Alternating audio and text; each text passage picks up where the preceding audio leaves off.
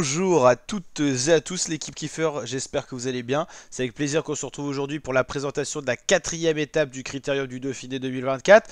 Étape spécifique, ça sera un contre-la-montre, donc une discipline un petit peu à part. Ça sera entre la ville de Saint-Germain-Laval et Meulisse pour un total de 34,4 km, ce qui est assez imposant pour un contre-la-montre. Pour suivre les temps, on aura deux pointages intermédiaires, le point chrono 1 au bout de 10 km, le point chrono 2 au bout de 25 km et l'arrivée à 34 km à 34 km du départ. Ça sera un contre-la-montre plutôt plat, il y aura quelques petites pentes, mais rien d'exceptionnel, donc ça sera un profil pour les purs rouleurs.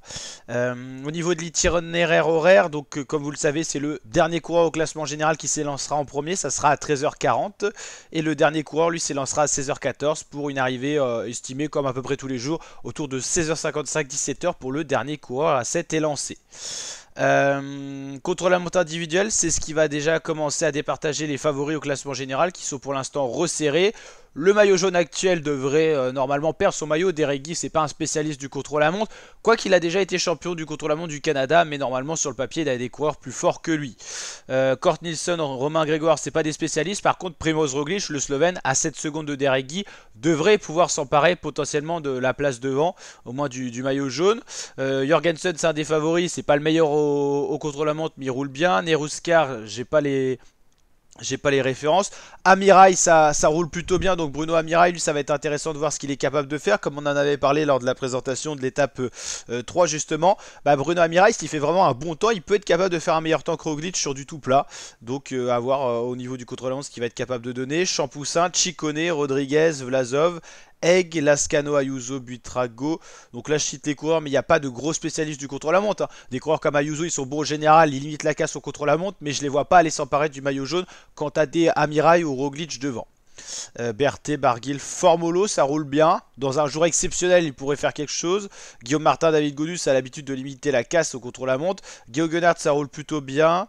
Il n'y a pas de gros spécialistes bien placés ici. Evenpool, par exemple, ça roule très bien. 13 secondes, c'est rien. Il est 33e à 13 secondes. Il peut être capable d'aller chercher le maillot jaune.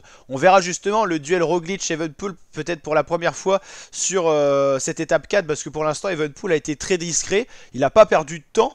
Mais il n'était jamais dans les top 10, il s'est mis à l'abri, ça se trouve il s'est économisé, c'est peut-être une stratégie gagnante, mais pour l'instant on l'a pas vu s'exprimer, on peut pas savoir s'il est en forme ou pas. Que Roglic, il a fait des top 10, il a eu des positions intéressantes, il a déjà été deuxième, donc il a pris quelques modifications, c'est pour ça qu'il est qu'à 7 secondes du maillot jaune, donc intéressant. Mühlberger, ça roule bien. Kruijswijk qui peut être capable de faire un bon chrono. Sinon les spécialistes en la matière ont perdu déjà pas mal de temps, donc pour le maillot jaune ça s'éloigne, hein. Kiato, ça roule bien, mais il est plus équipier, donc je ne vois pas faire un contre-la-montre à fond. Fred Wright, ça roule bien. Castrovero, ça roule très bien, mais à 9 minutes 47, vous l'avez compris, il prendra pas le maillot jaune. Bob Jungels, ça c'est un spécialiste de la discipline. Bon, il a perdu un peu de niveau en termes de contre-la-montre. Je cherche encore les spécialistes en la matière. J'ai du mal à les trouver.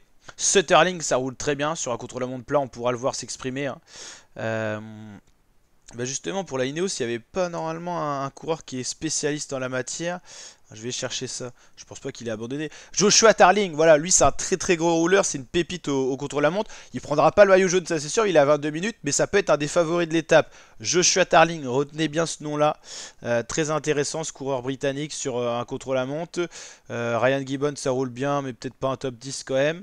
Oui, Joshua Tarling, gros favori je pense, hein. Quand on voit la start list, Sutterling, ça roule bien, normalement c'est un top 10 assuré. Tarling, Sutterling, c'est déjà deux coureurs que vous devrez retrouver dans le top 10 de l'étape, pas du général, hein, mais de l'étape 4, hein. Ok. Garcia Cortina est capable de très bien rouler. Luke Durbridge, ça c'est un gros rouleur, l'Australien. Les Australiens souvent sont habitués de ces épreuves-là. Jungels, Pedersen, ça roule bien, mais peut-être un top 15, hein, peut-être pas un top 10. Castrovero, peut-être dans le top 10 quand même. Moscone, peut-être dans le top 10 aussi, ça fait déjà 5 qu'on aurait cité. Kiato, ça roule bien, mais il est équipier, donc je pense pas qu'il le fera à fond. Evenpool, Roglic, déjà on peut les citer en tant que favoris, normalement doivent être dans le top 10 demain s'ils font un bon contre-la-montre. Pas que, je pense pas Sepkus, il sera pas loin, mais il sera pas là. Landa non plus. Euh, Formolo, il peut faire un top 10. Ça peut. Ayuso aussi. Et puis après, Amirai, hein. Amirai et puis un Matteo Jorgensen en forme, pourquoi pas. Voilà un petit peu mon point de vue. Pour la victoire d'étape, je pense que ça pourrait être Joshua Tarling. Après, au vu de son général, est-ce qu'il est en méforme et tout ça. Après, il y a bien sûr Primoz Roglic et Evenepoel qui sont les favoris pour le général. Mais sur la contre-la-montre, ils vont devoir tout donner pour pas perdre de temps l'un sur l'autre. Evenepoel doit reprendre quelques secondes à Roglic. Puis Roglic peut creuser l'écart. Et puis on a des coureurs comme Bruno Amirai qui jouent pas vraiment le général, qui sont toujours placés au général, qui en cas de gros contre-la-montre pourraient s'emparer du maillot jaune. Et ça peut toujours être intéressant. Et puis on n'est pas à l'abri non plus d'avoir un Ciccone, Ayuso qui sont pas mauvais en contre-la-montre, qui sont juste bons, être très bons sur un pic de forme incroyable, donc va falloir se méfier. Mais c'est vrai qu'il n'y a pas de Philippe Bogana, il n'y a pas d'ancien Juan Denis, tout ça, donc c'est vrai qu'à part Joshua Tarling, je vois pas de gros favoris. N'hésitez pas à mettre votre point de vue vous en commentaire, votre gros favori, ou deux ou trois, si vous en avez, mettez-les en commentaire. Et la team, je vous dis à très bientôt sur la chaîne pour suivre l'intégralité de ce critérium du Dauphiné 2024. Allez, ciao l'équipe, à très bientôt pour de prochaines vidéos.